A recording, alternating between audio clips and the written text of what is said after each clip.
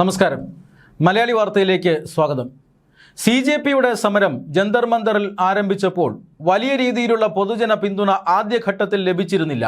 പക്ഷേ ആ പൊതുജന പിന്തുണ CJP സംഘാംഗങ്ങളെ തേടിയെത്തിയത് സോനം വാങ്ചുക്ക് അവിടെ എത്തിയതോടുകൂടിയാണ്. ലഡാക്കിലെ കലാപവുമായി ബന്ധപ്പെട്ടൊക്കെ വിവാദ വ്യക്തിത്വമായിരുന്നു സോനം വാങ്ചുക്ക്. സോനം വാങ്ചുക്ക് CJPയുടെ സമരത്തിനെത്തുകയും അവിടെ നിരാഹാരമനുഷ്ഠിക്കാൻ തീരുമാനിക്കുകയുമായിരുന്നു. ആദ്യഘട്ടത്തിൽ CJP നേതാക്കളും അതോടൊപ്പം തന്നെ സോനം വാങ്ചുക്കും ഒരുമിച്ച് നിരാഹാരം ഇരിക്കും എന്നാണ് പലരും കരുതിയിരുന്നത്. അങ്ങനെയാണ് പ്രഖ്യാപിച്ചിരുന്നതും. പക്ഷേ പെട്ടെന്ന് സോനം വാങ്ചുക്ക് മാത്രമായി നിരാഹാര പന്തലിലേക്ക് ഒരുങ്ങി. അതായത് ഈ പറയുന്ന അഭിജിത് ദീപ്കെ എന്ന് പറയുന്ന CJPയുടെ നേതാവ്, അയാൾക്ക് നിരാഹാരം ഇരിക്കാൻ ഒട്ടും കഴിയില്ലെന്നും അങ്ങനെ ഭക്ഷണമില്ലാതിരുന്നാൽ തനിക്ക് ആരോഗ്യ പ്രശ്നങ്ങൾ ഉണ്ടാകുമെന്നുമൊക്കെ പറഞ്ഞിട്ടാണ് അഭിജിത് ദീപ്കെ അതിൽ നിന്ന് പിന്മാറുകയായിരുന്നു.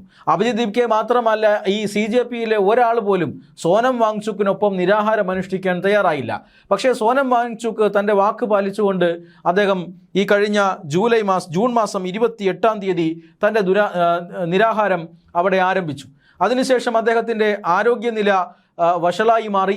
അതിനുശേഷം ദില്ലി ഹൈക്കോടതിയുടെ ഉത്തരവ് പ്രകാരം പോലീസ് ഇദ്ദേഹത്തെ നിർബന്ധപൂർവം ആശുപത്രിയിലേക്ക് മാറ്റുന്നു. ഇതിനുശേഷമാണ് CJPയുടെ സമരത്തിൻ്റെ നിറം മാറുന്നത്. സോനം വാങ്ചുക്കിനെ അവിടെ നിന്ന് നിർബന്ധപൂർവ്വം ആശുപത്രിയിലേക്ക് മാറ്റിയെങ്കിലും അദ്ദേഹം ആശുപത്രിയിലും നിരാഹാരം തുടർന്നു. അതിനെ തുടർന്നാണ് ഒട്ടനവധി ആളുകൾ ഈ സമരത്തിന് പിന്തുണയുമായി ജന്തർ മന്ദറിലെത്തുന്നതും പിന്നീട് CJP പാർലമെൻറ്റ് മാർച്ച് പ്രഖ്യാപിക്കുന്നതും പാർലമെൻറ്റ് മാർച്ച് അക്രമാസക്തമാവുകയും പിന്നീട് കേസും വഴക്കുമൊക്കെ ആകുന്നതും വലിയ വിവാദങ്ങളാകുന്നതും ഒക്കെ നമ്മൾ കണ്ടതാണ്. പോലീസ് നടപടിയിൽ ഒട്ടനവധി വിദ്യാർത്ഥികൾക്കടക്കം പരിക്കേറ്റു. പക്ഷേ വിദ്യാർത്ഥികൾ അങ്ങോട്ട് നടത്തിയ ആക്രമണത്തിൽ അത് വിദ്യാർത്ഥികളായിരുന്നില്ല എന്ന വാദമുണ്ട് ഒരു ഭാഗത്ത്. പക്ഷേ ആരായാലും അങ്ങോട്ട് നടത്തിയ ആക്രമണത്തിൽ പോലീസുകാർക്കും പരിക്കേറ്റിട്ടുണ്ട്. അതുകൊണ്ട് തന്നെ വലിയ സംയമനത്തോടു കൂടിയാണ് പോലീസ് ഈ ഒരു പാർലമെൻറ്റ് മാർച്ചിനെ നേരിട്ടത് എന്ന് പറയേണ്ടി വരും. എന്തായാലും ഇങ്ങനെ ഒരു അനിഷ്ട സംഭവങ്ങളൊക്കെ ഉണ്ടായി. സോനം വാങ്ചുക്ക് ആശുപത്രിയിൽ നിരാഹാരം അനുഷ്ഠിക്കുന്നു. ആശുപത്രിയിലും സോനം വാങ്ചുക്കിനെ കേൾക്കാനോ സോനം വാങ്ചുക്കിനെ മൈൻഡ് ചെയ്യാനോ ആരുമുണ്ടായിരുന്നില്ല. ഒടുവിൽ സോനം വാങ്ചുക്ക് ഈ കേന്ദ്ര സർക്കാരിന് കത്തെഴുതുകയാണ് ചെയ്തത്. ഞാൻ ഇത്രയും നാളായി നിരാഹാരം കിടക്കുന്നു, ഇതൊന്ന് അവസാനിപ്പിച്ചാൽ കൊള്ളാം, കുട്ടികൾക്കെതിരെ എടുത്ത കേസ് പിൻവലിച്ചാൽ ഇത് അവസാനിപ്പിക്കാൻ തയ്യാറാണ് എന്ന് കേന്ദ്ര സർക്കാരിന് എഴുതി നൽകുന്നു. പിന്നീട് കേന്ദ്ര സർക്കാരും സോനം വാങ്ചുക്കുമായി എന്തൊക്കെയോ ഡീലുണ്ടായിട്ടുണ്ട്. ആ ഡീലിൻ്റെ ഭാഗമായി ഈ കഴിഞ്ഞ ജൂലൈ മാസം 23-ാം തീയതി, അതായത് 25-26 ദിവസത്തെ നിരാഹാരത്തിന് ശേഷം സോനം വാങ്ചുക്ക് തൻ്റെ നിരാഹാരം അവസാനിപ്പിക്കുന്നു. സോനം വാങ്ചുക്ക് ആശുപത്രിയിൽ നിരാഹാരം അവസാനിപ്പിക്കുന്ന ചിത്രങ്ങളും വീഡിയോ ദൃശ്യങ്ങളുമെല്ലാം നമ്മൾ കണ്ടതാണ്.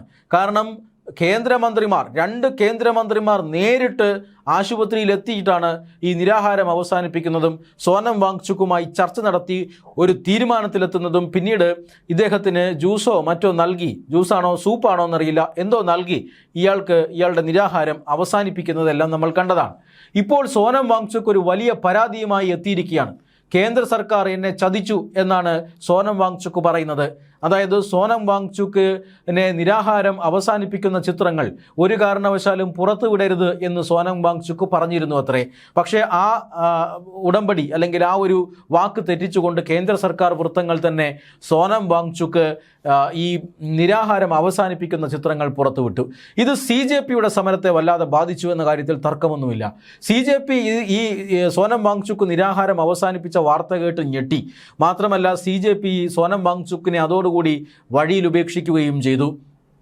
സോനം വാങ്ചുക്കിൻ്റെ ആവശ്യം നിരാഹാരം അവസാനിപ്പിക്കാൻ കുട്ടികൾക്കെതിരെ എടുത്ത കേസ് പിൻവലിക്കണമെന്നത് മാത്രമായിരുന്നു.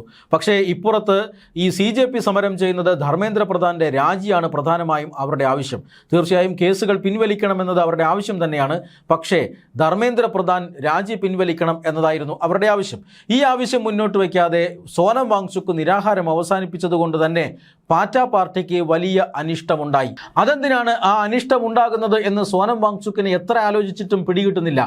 കാരണം താൻ നിരാഹാരം കിടക്കുന്നത് ഇവർക്ക് വേണ്ടിയിട്ടാണ്. പക്ഷേ ഇവരാരും എന്നോടൊത്ത് സഹകരിക്കുന്നില്ല, എന്നോടൊപ്പം ഇവരാരും നിരാഹാരം കിടക്കുന്നില്ല. ആരൊക്കെയോ നിരാഹാരം 1-2 ദിവസം കിടന്നു എന്നല്ലാതെ ആരും സ്ഥിരമായി ഇദ്ദേഹത്തോടൊപ്പം നിരാഹാരം കിടക്കുന്നില്ല. നിരാഹാരം കിടക്കുന്നില്ല എന്ന് മാത്രമല്ല, താൻ നിരാഹാരം കിടക്കുന്ന വേദിക്കരികിലിരുന്ന് ചപ്പാത്തിയും പൊറോട്ടയും പൂരിയും ഒക്കെ തട്ടിവിടുകയും ചെയ്യുന്നു. ഇത് വല്ലാതെ സോനം വാങ്ചുക്കിനെ ചൊടിപ്പിച്ചിരുന്നു. അതുകൊണ്ട് തന്നെ അദ്ദേഹം ഈ നിരാഹാരം അവസാനിപ്പിക്കാനായി ധർമ്മേന്ദ്ര പ്രധാൻ്റെ രാജി വേണം എന്നൊരാവശ്യം ഉന്നയിച്ചിരുന്നു. അവസാനിപ്പിച്ചില്ല. കേസ് പിൻവലിക്കണം എന്നൊരു ആവശ്യം മാത്രം പേരിന് വെച്ച് അതിൽ സർക്കാർ രമ്യതയിലെത്തിയോ, സർക്കാർ അതിന് ഉറപ്പ് നൽകിയോ എന്നൊന്നും അറിയില്ല. എങ്കിൽ പോലും നിരാഹാരം അവസാനിപ്പിച്ചുകൊണ്ടുള്ള ചിത്രങ്ങൾ ഉടനടി പുറത്തുവിട്ടത് കേന്ദ്ര സർക്കാരിൻ്റെ തന്ത്രങ്ങളായിരുന്നു. ഈ സമരം പൊളിക്കാനുള്ള തന്ത്രങ്ങളായിരുന്നു. പക്ഷേ സമരം എന്തുകൊണ്ടോ പൊളിഞ്ഞില്ല. അത് ഈ CJP നേതൃത്വവുമായി വീണ്ടും കേന്ദ്ര മന്ത്രിമാർക്ക് ചർച്ച നടത്തേണ്ടി വന്നു. ആ ചർച്ചകൾ നടത്തിയതിന് ശേഷം പിന്നീടാണ് ഇത്തരത്തിൽ കേസുകൾ പിൻവലിക്കാം 3 ആവശ്യങ്ങളും സമ്മതിച്ചുകൊണ്ട് കേന്ദ്ര സർക്കാർ CJPക്ക് പിന്തുണയുമായി അല്ലെങ്കിൽ CJPയുടെ സമരം അവസാനിപ്പിക്കണം എന്ന അഭ്യർത്ഥനയുമായി വന്നത്. ധർമ്മേന്ദ്ര പ്രധാൻ്റെ രാജിയോടുകൂടി, ആ രാജിക്ക് സർക്കാർ വഴങ്ങിയതോടുകൂടി CJP സമരം അവസാനിപ്പിച്ചു പോവുകയായിരുന്നു. എന്തായാലും CJPക്ക് ആ ഒരു സമരത്തിൻ്റെ അവസാന ഘട്ടത്തിൽ ഒരു വലിയ വിഭാഗം ജനങ്ങളുടെ പിന്തുണയുണ്ടായിരുന്നു എന്നുള്ളത് ശരിയാണ്.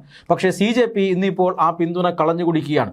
ഉമർ ഖാലിദിനെ പോലെയുള്ള രാജ്യദ്രോഹികളെ തുറന്നുവിടണം എന്നൊരു ആവശ്യം പരസ്യമായി CJP ഇപ്പോൾ ഉന്നയിക്കുകയാണ്. കുട്ടികളുടെ ഈ വിദ്യാഭ്യാസവുമായി ബന്ധപ്പെട്ട പ്രശ്നങ്ങൾ മാത്രമല്ല, വലിയ വലിയ രാഷ്ട്രീയ കാര്യങ്ങൾ വരെ ഉന്നയിച്ചുകൊണ്ട് തങ്ങൾ ഇനിയും രംഗത്ത് വരും, ഉമർ ഖാലിദിനെ തുറന്നുവിടണമെന്ന് പറഞ്ഞ് രംഗത്ത് വരും എന്നൊക്കെ പറയുന്നുണ്ട്.